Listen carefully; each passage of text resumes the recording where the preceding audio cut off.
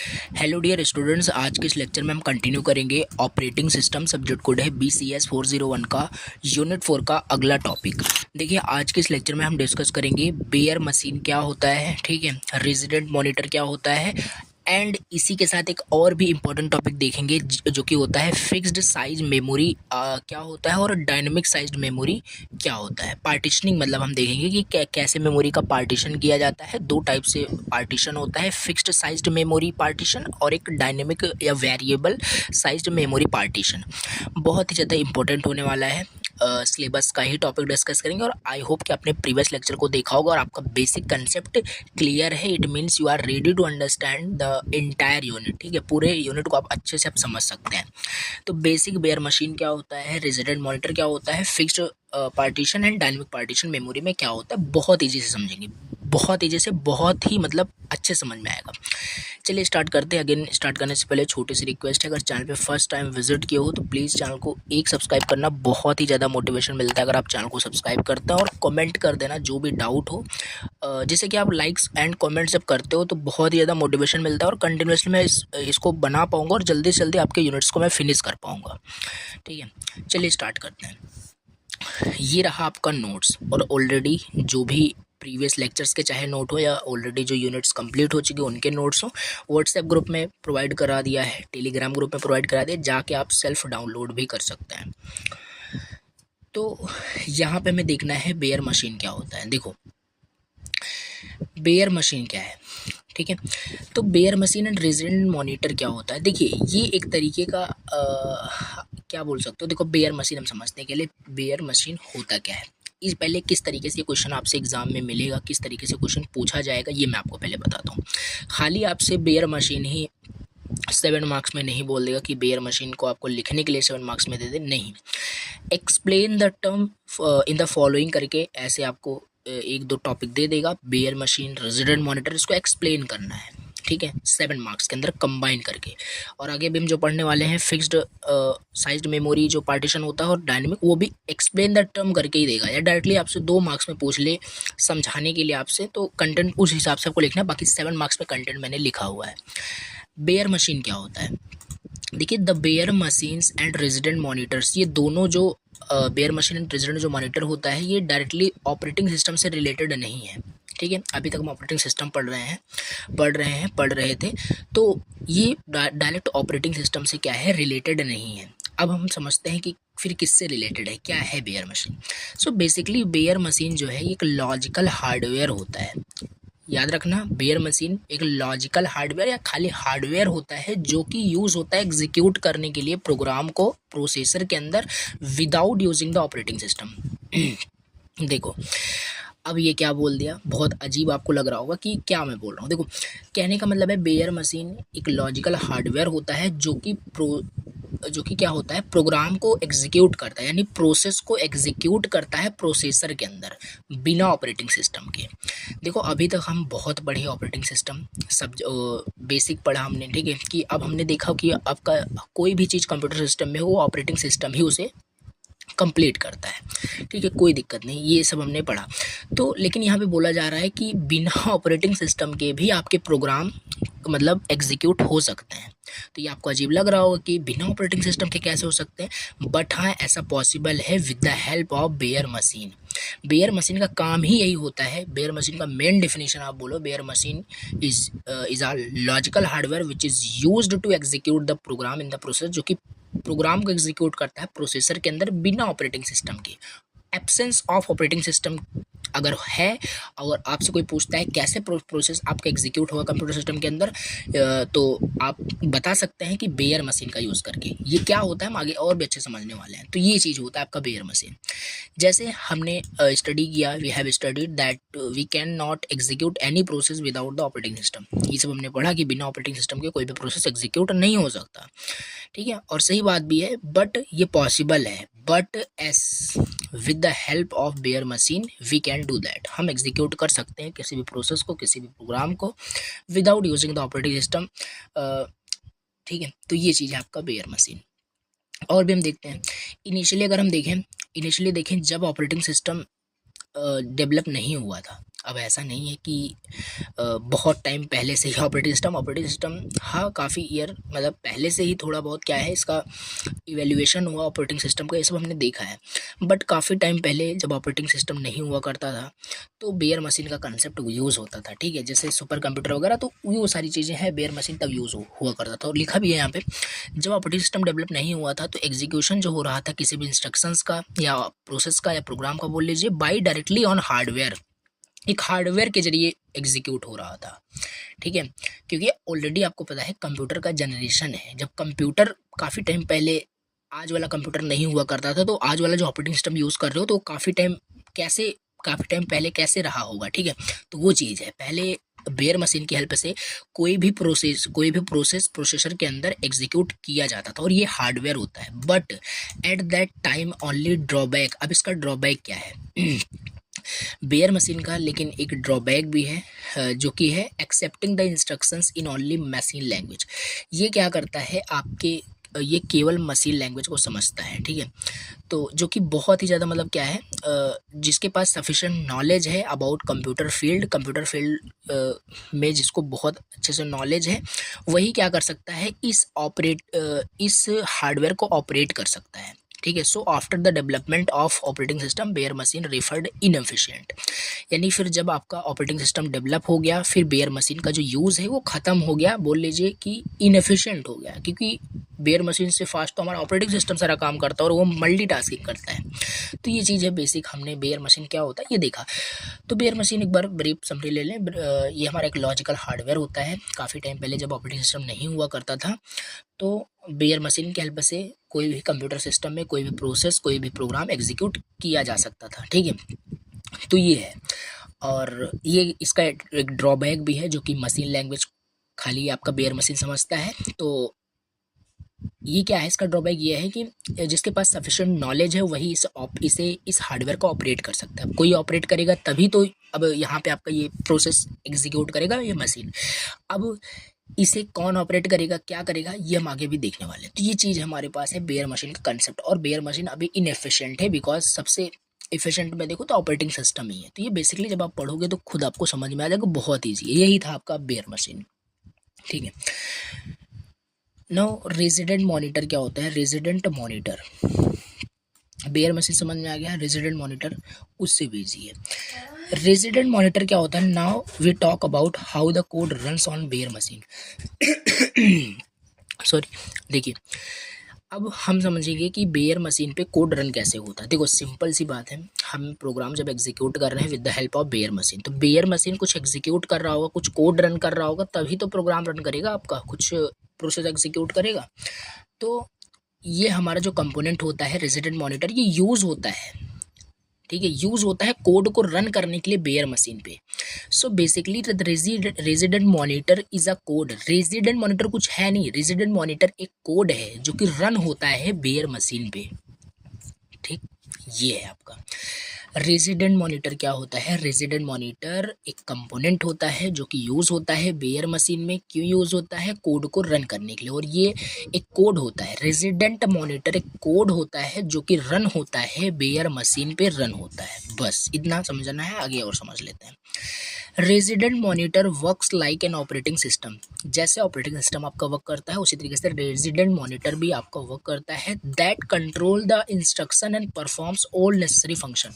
You already know कि operating system important जो necessary जो फंक्शंस होते हैं उसे परफॉर्म करता है, कंट्रोल करता है, ओवरऑल कंप्यूटर हार्डवेयर को पूरा कंट्रोल करके रखता है। उसी तरीके से रेजिडेंट मॉनिटर वर्क करता है जो कि कंट्रोल करता है इंस्ट्रक्शंस को जो कि बेयर मशीन पे परफॉर्म हो रहे हैं, और नेसेसरी फंक्शंस जो होते हैं उसको वहाँ पे परफॉर्म करते हैं। जैसे ऑपरेटिंग सिस्टम के नेसेसरी फंक्शंस क्या होते हैं, मेमोरी मैनेजमेंट होता है, इनपुट हैंडलिंग होता है। तो ये मतलब तरह तरह के यहाँ पे आपके हैं, इसको हमने देखा है।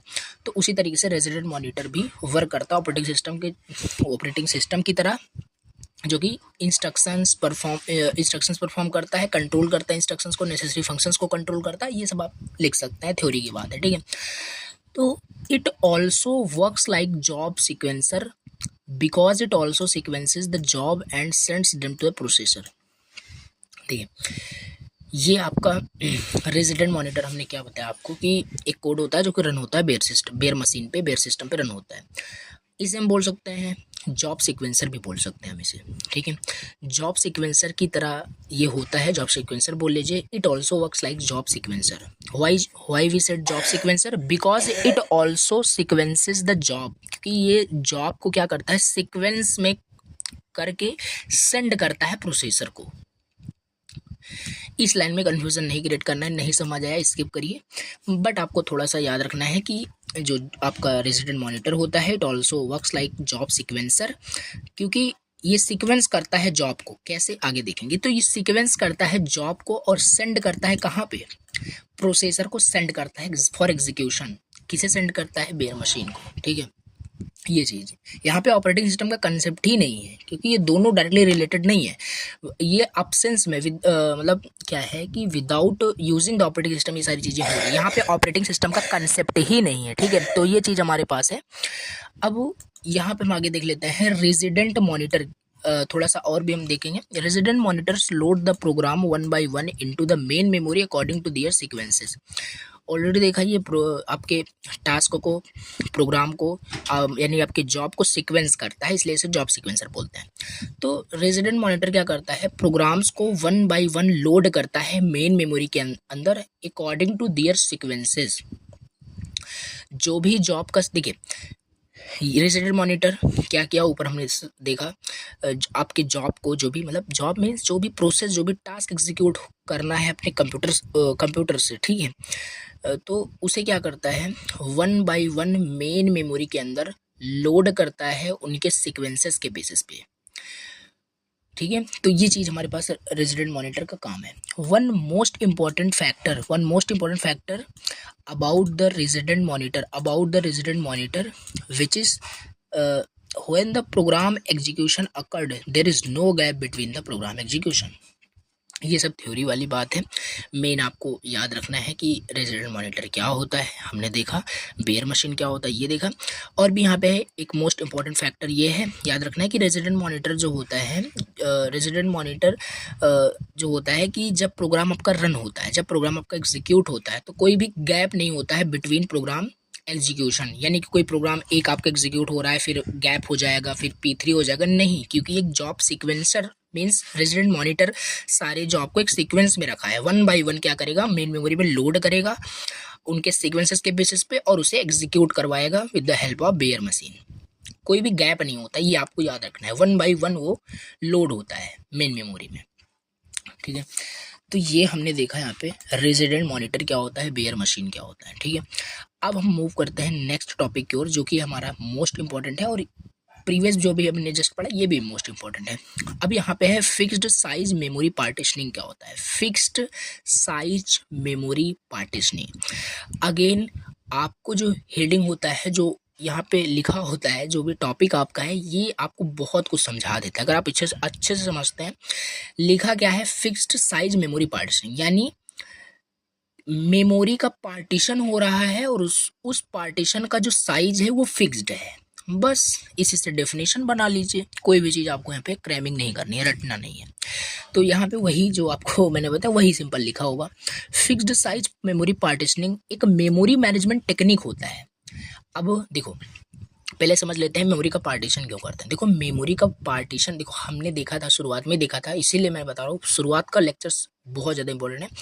मेमोरी को ईच ब्लॉक में पहले कन्वर्ट करता है आपका कंप्यूटर सिस्टम। मतलब आपके कंप्यूटर, आप कोई भी चीज़ आप स्टोर करते हो कंप्यूटर सिस्टम में, तो एक ब्लॉक के फॉर्म में, मतलब ब्लॉक के फॉर्म में आपके कंप्यूटर मेमोरी में स्टोर होता है, ठीक है। तो उसी तरीके से ये आपका जो फिक्स्ड साइज मेमोरी पार्टीशन होता है, एक टेक्निक होता है मेमोरी मैनेजमेंट का। हम चैप्टर ही मेमोरी मैनेजमेंट का पढ़ रहे हैं, यानी इसमें हमें इंटायर चैप्टर में समझना है कि आखिर हम अपने मेमोरी का, कंप्यूटर मेमोरी का अगर हम यूज़ कर रहे हैं, किस तरीके से एफिशिएंट हम यूज कर सकते हैं। तो एक टेक्निक होता है जो कि इफिशिएंट हम यूज़ कर सकें अपने मेमोरी का, वही होता है आपका फिक्स साइज मेमोरी पार्टीशनिंग। इसमें क्या होता है कि समझ लेते हैं, जहाँ पर मेमोरी जो होता है, इसमें जो होता है मेमोरी आपका डिवाइड होता है फिक्स्ड साइज में, ब्लॉक्स में, पार्टीशन में, सेम वर्ड है। यानी इसमें जो आपकी मेमोरी होती है, ठीक है, कितने भी साइज की मेमोरी हो, उसे क्या करते हैं, उसे डिवाइड करते हैं एक फिक्स्ड साइज ब्लॉक्स में उसे हम क्या करते हैं, डिवाइड करते हैं, या मेमोरी का बोल लीजिए हम पार्टीशन करते हैं। बस each partition can hold exactly one process, समझिए। और जो भी हम पार्टीशन करेंगे, यानी जो भी पार्टीशन करेंगे, ईच पार्टीशन बोल लीजिए या ईच ब्लॉक्स बोल लीजिए, एग्जैक्टली वन प्रोसेस को होल्ड करेगा, overall fixed size memory partitioning क्या होता है, एक मेमोरी मैनेजमेंट टेक्निक होता है, यूज होता है कंप्यूटर सिस्टम में, जिसमें कि मेमोरी हमारा क्या होता है, वो डिवाइड होता है, फिक्स्ड साइज ब्लॉक्स में डिवाइड होता है, या पार्टीशन फिक्स्ड, उसका पार्टीशन जो होता है वो फिक्स्ड होता है। और हर पार्टीशन, हर जो ब्लॉक्स होता है वो एग्जैक्टली वन प्रोसेस आपका होल्ड करना चाहिए। डायग्राम के हेल्प से पूरा क्लियर हो जाएगा। ये डायग्राम जो बना है वो बना है फिक्स्ड साइज पार्टीशन का। इसमें देखिए ये मेमोरी है आपकी पूरी, ठीक है, ये पूरी मेमोरी है। इसमें क्या किया गया है, मेमोरी का पार्टीशन किया गया है, मेमोरी का क्या किया गया है, पार्टीशन किया गया है। अब यहाँ पे पार्टीशन किया गया है और हम पढ़ रहे हैं क्या, फिक्स्ड साइज मेमोरी पार्टीशन। तो हर यहाँ पे पार्टीशन किया गया है। अब हर पार्टीशन का एक साइज है, वो साइज फिक्स्ड है, बस इतना ही। अब जैसे पहला जो ब्लॉक है, इस ब्लॉक की जो साइज है 4 MB फिक्स्ड है। अब देखो यहाँ पे कन्फ्यूजन नहीं करना है कि 4 MB मैंने लिया है तो आप भी 4 MB लो, आप कितना भी ले सकते हो। फॉर एग्जांपल आपको जस्ट शो करना है यहाँ पे कि क्या चीज़ है। मैं एग्जांपल ले लिया हूँ, कुछ भी आप डिजिट ले सकते हो, इट्स डिपेंड ऑन यू, ठीक है। तो ब्लॉक साइज जो पहले पार्टीशन का है वो है आपका 4 MB, मतलब 4 MB आपका यहाँ पे साइज है। और सेकंड ब्लॉक्स की मैं बात करूँ, उसका साइज 8 MB है। इसी तरीके से 8 MB थर्ड का, एंड 16 MB किसका, आपका लास्ट वाले पार्टीशन का, ठीक है। अब यहाँ पे हमारा फिक्स्ड साइज का मतलब यही है कि इसकी ब्लॉक साइज फिक्स्ड कर दी गई, यानी फर्स्ट जो ब्लॉक है इसकी साइज फिक्स्ड है जो कि 4 MB है। सेकंड जो ब्लॉक है यानी पार्टीशन है उसका भी साइज फिक्स्ड है 8 MB, थर्ड का इसी तरीके से, फोर्थ का इसी तरीके से। अब मान लेते हैं कोई प्रोसेस आपका है जो कि फर्स्ट पार्टीशन में है, ठीक है, फर्स्ट पार्टीशन में है, उसे एग्जीक्यूट करना है। जैसे ये जो प्रोसेस P1 है, इसे 1 MB की रिक्वायरमेंट है। कितने MB की रिक्वायरमेंट है, 1 MB की रिक्वायरमेंट्स है इस प्रोसेस P1 को फॉर एग्जीक्यूशन। अब देखो इस ब्लॉक की साइज कितनी है, 4 MB है, इस ब्लॉक की साइज 4 MB है। प्रोसेस P1 को कितना चाहिए, कितना स्पेस चाहिए एग्जीक्यूट करने के लिए, 1 MB, ठीक है। तो यहाँ पे आप देखो, यहाँ पे कितना आपका मेमोरी वेस्ट हो रहा है, यानी ये जो प्रोसेस है एक जो ब्लॉक को लिया है, यानी पूरे स्पेस को लिया है, बट उसको चाहिए 1 ही MB, लिया तो है पूरा स्पेस वो। यहाँ पे मैं थोड़ा सा जो डिवाइड करती हूँ, ये कुछ है नहीं, बस कुल मिला के बताने का मतलब ये है कि P1 आपका प्रोसेस 1 MB की रिक्वायरमेंट है, 1 MB चाहिए उसे, मेमोरी चाहिए अपने प्रोसेस को एग्जीक्यूट करने के लिए। उसका प्रोसेस में भी छोटा हो सकता है। और इसमें आपका फ्री जो है, फ्री स्पेस कितना है, 3 MB का, क्योंकि 4 MB इसका फिक्स्ड था, तो 1 MB यूज करेगा आपका P1। 3 MB यहाँ पे वेस्ट होगा, ये फ्री नहीं है, वेस्ट हो जाएगा पूरा आपका स्पेस। यानी लिया तो है P1 ही, और मान लो किसी दूसरे को स्पेस की रिक्वायरमेंट है, वो लिया है P1, तो कहाँ से फिर वो कंप्लीट हो पाएगा। तो ये जो यहाँ से वेस्टेड हुआ है, समझना इंपॉर्टेंट पॉइंट है, यहाँ पे जो वेस्टेड हो रहा है स्पेसेस का, इसे बोलते हैं इंटरनल फ्रेगमेंटेशन। क्या बोलते हैं, जो यहाँ पे ईच ब्लॉक में देखोगे अभी आगे कि हर ब्लॉक में कुछ ना कुछ मेमोरी वेस्ट हो रहा है, तो इसे बोलते हैं इंटरनल फ्रेगमेंटेशन। इसका डिसएडवांटेज है। और अभी हमने ऊपर पढ़ा कि ये एक मेमोरी मैनेजमेंट का टेक्निक है, तो क्या इसका मतलब कुछ समझ नहीं पा रहे होंगे, ठीक है, समझ में आएगा, आगे देखते हैं। तो ये आपको याद रखना है कि जो वेस्ट होता है पार्टीशन में, जो बच जाता है मेमोरी, उसे इंटरनल फ्रेगमेंटेशन बोलता है, और ये एक डिसएडवांटेज भी बोल सकते हो। उसी तरीके से सिमिलरली ब्लॉक साइज 2 में आ जाते हैं। इसमें आपका कोई प्रोसेस P2 है जिसको चाहिए कितना, 7 MB चाहिए एग्जीक्यूट करने के लिए, मतलब 7 MB स्पेस की रिक्वायरमेंट है उसे एग्जीक्यूट करने के लिए। अब यहाँ पे कितना वेस्ट हुआ, यहाँ पे 1 MB वेस्ट हुआ। अब मेमोरी हुआ तो वेस्ट, यहाँ पे भी इंटरनल फ्रेगमेंटेशन हो रहा है। यहाँ पे 8 आपका MB चाहिए, यहाँ पे भी P3 को 7 MB चाहिए एग्जीक्यूट करने के लिए, तो यहाँ पे भी इंटरनल फ्रेगमेंटेशन हो गया, एंड अगेन यहाँ पे भी इंटरनल फ्रेगमेंटेशन हो गया, ठीक है। तो ये आपका फिक्स्ड साइज पार्टीशन है। और फिक्स्ड साइज पार्टीशन का डिसएडवांटेज ही यही होता है कि इंटरनल फ्रेगमेंटेशन, यहाँ पे साइज को फिक्स कर दिया गया, जिससे कि कोई प्रोसेस कितना भी ले वो उसकी साइज फिक्स्ड है। तो ये चीज़ हमको याद रखनी है। अब हम इसका थोड़ा एडवांटेज डिसएडवांटेज देखेंगे तो और क्लियर होगा। बाकी यही है आपका फिक्स साइज मेमोरी आपका पार्टीशन। तो एडवांटेज इसका ये है सिंपल इम्प्लीमेंटेशन। यहाँ पे क्या है, बहुत ही ज़्यादा सिंपल है। सिंपल आपका जो मेमोरी है वो ब्लॉक्स में कन्वर्ट हो गया, सॉरी ब्लॉक्स में डिवाइड हो गया, पार्टीशन में डिवाइड हो गया और सबको साइज, सबकी साइज फिक्स्ड है। सिंपल इम्प्लीमेंटेशन है। यहाँ पे डॉट डॉट मैंने कर दिया है, राइट योरसेल्फ, आपको खुद से यहाँ पे लिख लेना है, कोई दिक्कत नहीं है। सेकंड यहाँ पे है फास्ट एलोकेशन। इसकी साइज फिक्स्ड है तो सिंपल सी बात है फास्ट एलोकेशन हो जाएगा। और भी आप एक दो पॉइंट्स लिख सकते हैं ना। प्रेडिक्टेबल परफॉर्मेंस, एडवांटेज ये है कि हम पहले से ही बता सकते हैं कि हमारे प्रोसेस की परफॉर्मेंस क्या रहेगी, हमारे कंप्यूटर सिस्टम की परफॉर्मेंस क्या रहेगी। कैसे प्रेडिक्ट कर सकते हैं, सिंपल सी बात है, सारे मेमोरी के का पार्टीशन हुआ, पार्टीशन होने के बाद उसकी साइज फिक्स्ड कर दी गई। अब हर एक ब्लॉक की जब साइज फिक्स्ड है, मान लो कोई प्रोसेस को एग्जीक्यूट होने के लिए इतने स्पेस की रिक्वायरमेंट है 1 MB की, तो हम पहले से बता सकते हैं इस ब्लॉक की जब साइज जब 4 MB है तो ये प्रोसेस जल्दी एग्जीक्यूट हो जाएगा। ऑलरेडी वो शॉर्ट प्रोसेस है और भी जल्दी एग्जीक्यूट हो जाएगा क्योंकि उसकी साइज काफ़ी ज़्यादा है। ठीक है, तो ये इस तरीके से यहाँ पे हम बोल सकते हैं कि आपका प्रेडिक्टेबल परफॉर्मेंस होता है कि सिस्टम अच्छा परफॉर्म करेगा कि बुरा परफॉर्म करेगा, ये सब ऑलरेडी हम प्रेडिक्ट कर सकते हैं। तो ये एडवांटेज था। अब इसका डिसएडवांटेज जो हमने अभी देखा, डिसएडवांटेज इसका क्या है फिक्स्ड साइज का, इंटरनल फ्रेगमेंटेशन। क्या है internal fragmentation, again repeat, 2 marks में पूछा गया क्वेश्चन है, इस वजह से मैं इसको रिपीट कर रहा हूँ। If a partition is 100 MB, partition हमारा मान लेते हैं 100 MB का है, and if a process needs only 70 MB, और प्रोसेस कोई है जो एग्जीक्यूट होना चाहता है उसको 70 MB की रिक्वायरमेंट है। तो यहाँ पे नोटिस करो 30 MB इज वेस्टेड, 30 MB आपका वेस्ट हो रहा है। This is internal fragmentation. ठीक है, यही है आपका। अब दूसरा डिसएडवांटेज बोल सकते हो, लिमिटेड फ्लेक्सिबिलिटी होता है। Limited flexibility means what, process that needs more memory than the size of a partition. Limited flexibility ये होता है जैसे ठीक है, इस ब्लॉक साइज की, इस पार्टीशन की ब्लॉक की साइज फिक्स्ड है जो कि 4 MB है। मान लो कोई प्रोसेस P1 है, उसे चाहिए 6 MB, कहाँ पे एग्जीक्यूट हो पाएगा, तो डिसएडवांटेज हो गया ना, क्योंकि इसकी साइज फिक्स्ड कर दी गई, लिमिटेड फ्लेक्सिबिलिटी है। प्रोसेस P1 को मान लो अभी 10 MB चाहिए होता तो कहाँ से ये कर पाता, क्योंकि इसकी साइज फिक्स्ड है, तो ये आपका लिमिटेड हो गया। ठीक है, तो ये दूसरा आप लिख सकते हो, जब प्रोसेस को मेमोरी की रिक्वायरमेंट हो जाए साइज ऑफ पार्टीशन से ज़्यादा, तब वो आपका लिमिटेड फ्लेक्सिबिलिटी होता है। Now third is fixed number of process. If all partitions are full, no more process can be loaded into the memory. अगर सारे पार्टीशन आपके फिक्स साइज के हैं और सभी में प्रोसेस आपके क्या है अवेलेबल है, तो कोई और भी ज़्यादा वहाँ पे प्रोसेस नहीं आपका इंक्लूड हो सकता। तो कुल मिला के आपको याद रखना है फिक्स साइज मेमोरी पार्टीशनिंग क्या होता है, सब हमने देखा। जस्ट एडवांटेज याद रखना है, सिंपल इम्प्लीमेंटेशन होता है, प्रेडिक्टेबल परफॉर्मेंस होता है, और भी आप 1-2 पॉइंट्स यहाँ पे लिख सकते हैं। यहाँ पे फास्ट एलोकेशन भी होता है। Disadvantage internal fragmentation, limited flexibility, fixed number of process. Now summary में जहाँ पे आप पढ़ोगे वही सिंपल लिखा है। ठीक है, डिवाइड करता है इक्वल साइज पार्टीशन में, तो ये सिंपल चीज़ है, तो ये चीज़ आपको याद रखनी है। अब यहाँ पे हम देख लेते हैं नेक्स्ट आपका डायनेमिक पार्टीशनिंग। डायनेमिक पार्टीशनिंग हम देख लेते हैं।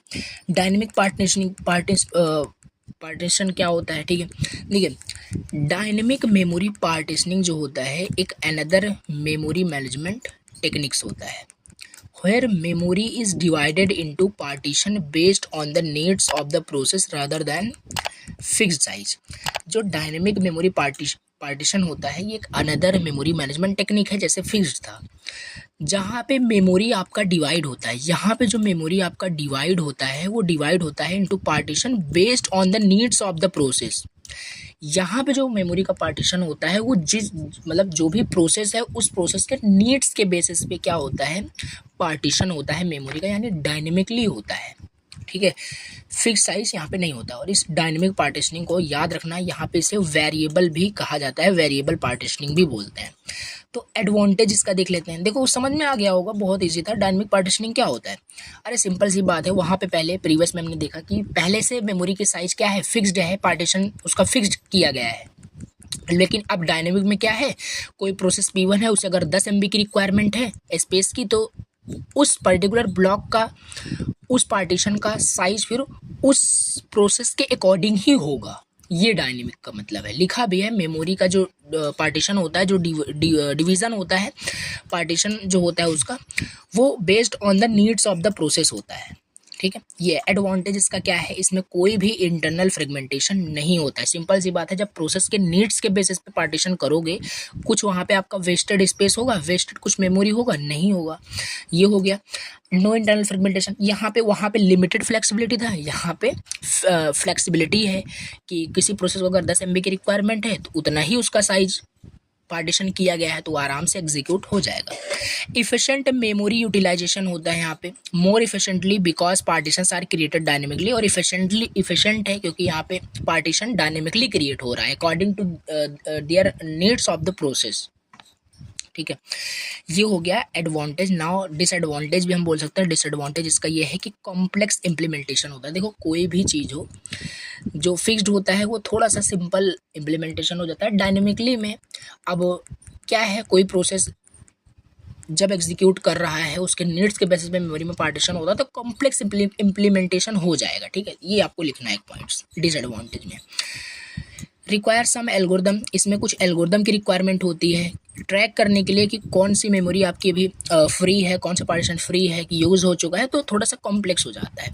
नाउ यहाँ पे स्लोअर, क्योंकि यहाँ पे एल्गोरिदम का यूज़ होता है, so that's why complex implementation. Now slower allocation होता है। Slower allocation what?